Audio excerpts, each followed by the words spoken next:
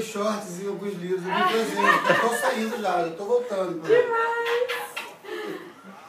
Você mora bem pra caramba, garoto. Deixa eu falar, hein? Hã?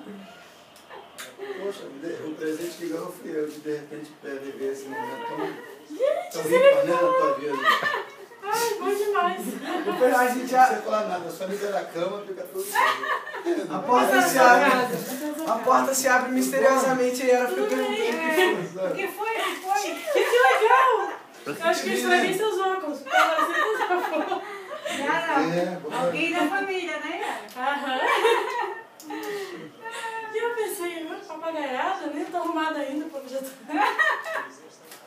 Ah, legal. Aí eu pergunto, como é que abriu a porta pra você, Ana? Eu achei que ele tinha aberto e saído correndo.